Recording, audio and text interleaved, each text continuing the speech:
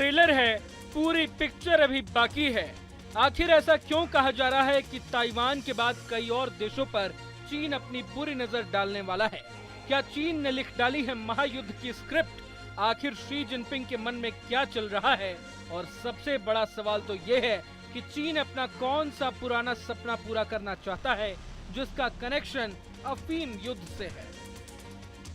चीन की सेना इन दिनों ताइवान को चौतरफा घेरकर सैन्य अभ्यास के नाम पर बारूद बरसा रही है।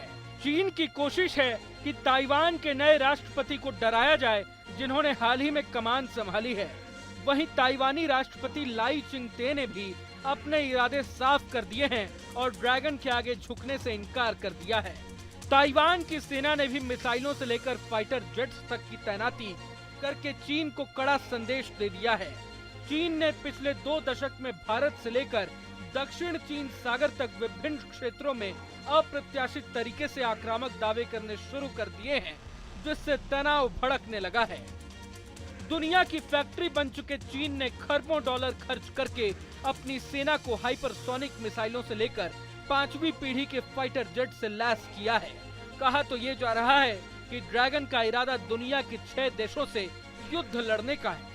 यही नहीं, जानकारों का मानना है कि चीन अपने एक सपने को पूरे करने की अभियान में है और इसका साल 1840 से 42 तक लड़े गए अफीम युद्ध से गहरा कनेक्शन है। लेकिन सवाल उठता है कि चीन का ये सपना पूरी दुनिया के लिए कैसे काल साबित हो सकता है।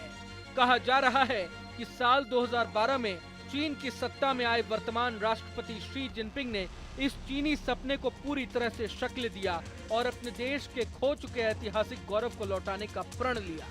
खुद चीन की सरकारी news agency China news service ने साल 2013 में अपने एक लेख में खुलासा किया था कि अगले 50 साल में चीन को 6 युद्ध लड़ने होंगे। चाइना न्यूज सर्विस का इशारा चीन के उन इलाकों को वापस हासिल करने की ओर था जिसे उसने साल 1840 से 1842 के अफीम युद्ध के दौरान खो दिया था। हालांकि इससे चीन की काफी बेइज्जती हुई थी, लेकिन अब आर्थिक और सैन्य महाशक्ति बन चुका चीन इन इलाकों को वापस लेना चाहता है। उस लेख के मुताबिक चीन ताइवान के बाद कई और देशों के साथ जंग लड़ने की तैयारी कर रहा है, जिसमें भारत, जापान, मंगोलिया, यहाँ तक कि रूस के साथ युद्ध भी शामिल है। सबसे पहले चीन का इरादा 2025 तक ताइवान का मुख्य भूमि से एकीकरण करने का है। ताइवान में नए राष्ट्रपति के आने के बाद चीनी सेना ने बहुत बड़े पैमाने पर सैन्य ड्रिल शुरू की है।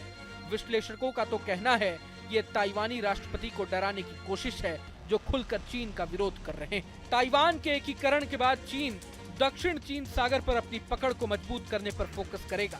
चीन के निशाने पर वियतनाम और फिलीपींस हैं, जो चीनी आक्रामकता का खुलकर जवाब दे रहे हैं। हाल ही में फिलीपींस ने भारत से ब्रह्मोस मिसाइल भी खरीदी है। कहा तो ये भी जा रहा है कि 2035 से 2040 के बीच चीन का इरादा है कि वो भारत से अरुणाचल प्रदेश को छीन ले। चीन इसे दक्षिण तिब्बत कहता है। चीन की रणनीति है कि वो इसके लिए अपने गुलाम बन चुके पाकिस्तान की मदद ले। चीनी समाचार एजेंसी के लेख में ये भी कहा गया है कि चीन का इरादा साल 2040 से 45 के बीच में जापान से उसके कब्जे वाले सेनाकाकू और रयुकुयु द्वीपों को अपने कब्जे में लेना है। चीन का दावा है कि जापान इसे प्राचीन समय से अपना क्षेत्र बताता है, लेकिन इसका सैकड़ों सालों से चीन से संबंध है। जापान के बाद चीन का इरादा मंगोलिया पर कब्जा करने का है। मंगोलिया चीन का पड़ोसी देश है और अनमोल प्राकृतिक खजाने से लैस है। चीनी लेखक ने जोर देकर कहा था कि मंगोलिया चीन का अभिन्न हिस्सा है और ये चीन का स्वायत्त प्रांत है, जिसे इनर मंगोलिया कहा जाता था। यही नहीं, कहा तो ये भी जा रहा है कि रूस चीन का भविष्य में निशाना हो सकता है। चीन और रूस इन दिनों यूक्रेन युद्ध के बीच जमकर एक दूसरे की मदद कर रहे हैं, लेकिन चीन को उम्मीद है कि जब वो ताइवान का एकीकरण करेगा तब रूस उसे समर्थन देगा। इससे पहले शीत युद्ध के समय सोवियत संघ और चीन के बीच रिश्ते काफी तनावपूर्ण हो गए थे। चीनी विश्लेषकों का मानना है कि रूस ने उसके 16 लाख वर्ग किलोमीटर इलाके पर कब्जा कर रखा है। हालांकि इन दावों में कितनी सच्चाई है ये तो नहीं कहा जा सकता, लेकिन अगर ये सच होता है तो दुनिया के कई देशों की चिंता जरूर बढ़ सकती है। अगर आपको ये वीडियो पसंद आए तो लाइक करें और चैनल को सब्सक्राइब करें। वहीं तमाम बड़ी खबरों के लिए देखते रहें न्यूज़ नेशन।